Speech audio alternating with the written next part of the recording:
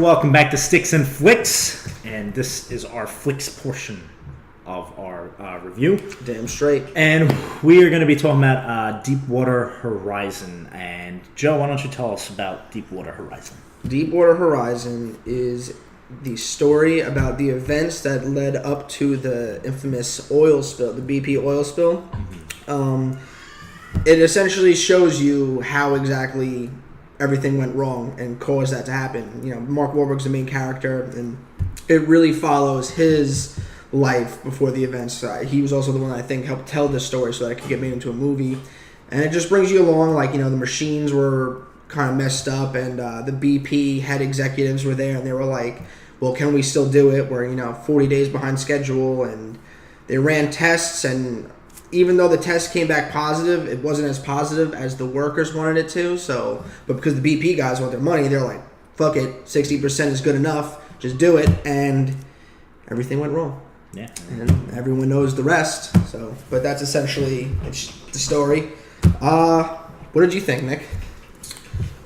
First off, I'm going to start by saying I liked the movie. It was good. It was good, but for various reasons. It was an emotional roller coaster ride.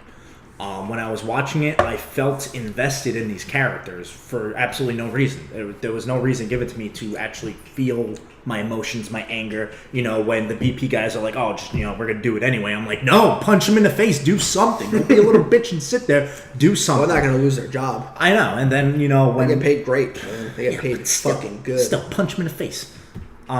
But yeah, so I felt anger, I felt sadness. I was rooting for them at the end, but what I didn't like is that it was too bright. There's constantly, first you have the oil, right? With the oil exploding everywhere, I couldn't really see what was going on. There was just like brown water everywhere, and I'm like, all right, I understand that's what happened, but at least make it a little, take it back a notch, because I couldn't really see what was going on, what they were trying to show me. Another part when I felt like I couldn't see anything was with all the fire. I felt like it was too bright, and it might be because I have sensitive eyes. I don't think so, but I'm looking at it. I'm like, all right, what the hell's going on? The camera's all shaky. There's fire everywhere. I'm like, what the hell's going on? But I felt like Mark Wahlberg was Mike Williams. Mike Williams is his character's name. I felt like he actually was him. Like I felt that connection with him. I don't know if this makes sense, but I felt like it was a good film, but not a good movie. I don't know if that makes sense. Because like in the artistic sense, or what I believe is an artistic sense, I felt like, the way they panned out the camera and all the different angles they were doing the camera with, I was like, all right, this would make a good artsy film. But it had me too invested in the characters. I don't want to feel every emotion in the book when I go see a movie. I want to be entertained. I don't want to feel every single emotion. Well, that's... You need... That means the movie did its job. It's too much emotion. It's too much. It's overwhelming. Like saying, like, you I don't want to walk out of it. But that's like saying those BP bastards. I don't want to... Why? That was the point. They're trying to tell you that BP's... That's like walking out of the Titanic and being like, I didn't give a shit about the Titanic. But no, that's like saying, like, God, why did they make me care so much when Leo died, man? Because they're I didn't care so much. Why? Because it was a baby. There was plenty of room on that door for the both of them. That's all I'm saying. Okay. That's all I'm saying. There was. Yeah, no, there was. They did it on Mythbusters. He could have gone on. She was just so fucking selfish and disgusting. So that was my opinion of the movie. I'm gonna rate it 8.5 out of 10. See it if you have time. Your scoring system is my scoring unreal. system. All right. First of all, let me trash the movie. Yes, I give it an 8.5. That yes. doesn't make sense. You're saying it's not. It's a good movie, but it's not the type of movie that it's a good film, not a good movie. That's the characterization. That doesn't make any sense. I don't care. It makes sense in my mind. I'm going with it. I think what he's trying to say is it's a good movie. It's just not his kind of movie. Sure, that makes sense. Yeah, sure. Yeah, that makes sense. Yeah. So, what did you think about it? I know you're gonna bash it now because every time you're like, really? You're gonna say it's good, and you fucking bash it. You're like, this movie sucks. Anyone who liked this is an idiot. And that's how I feel every time you do it. No, I loved this movie. I thought it was amazing. Start off with Peter Berg. First of all, this director loves heroes. He loves heroic tales. He did Lone Survivor, which was another movie with Mark Wahlberg about a bunch of Marines that got stuck on a mountain wherever the fuck they were, and they were getting attacked by Afghanistan's. I haven't seen it in a long time, but it was a true story about soldiers that survived an attack.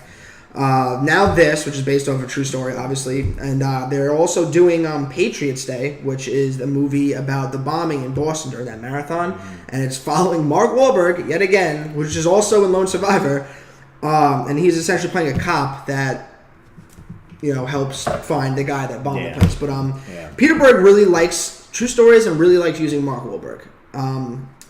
But anyway, back to the point. He directed this movie.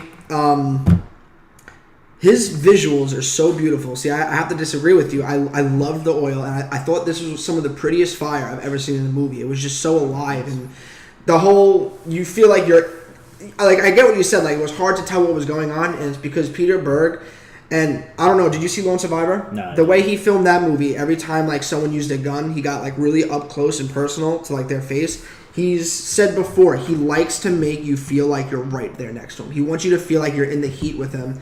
And when shit's hitting the fan, he really gets in there, and he's like standing next to these people, and shit's going on. So yeah, it was a little shaky, and it was a little hard, but I thought it definitely made the experience more like I'm not one to go to the movies and cringe and be on the edge of my seat. Like, I know it's a movie, but in this movie, I found myself like holy shit, like a bunch of times, and I think that takes skill as a director to make you feel like you're there with them. I love the emotions. I love the relationship Mark Wahlberg had with his wife, which was done by Kate Hudson.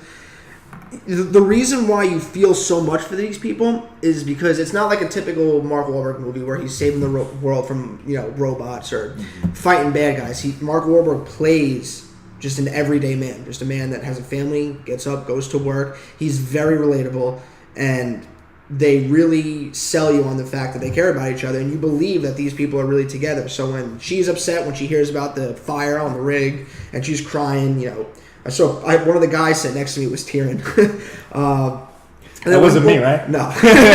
When Mark Wahlberg says to somebody towards the end of the movie, like, I need to get back to my family, I will see them again. Like, I was getting, like, choked up. I'm like, I really believe this. And I just thought all the performances were great. The visuals were great. The sounds were outstanding.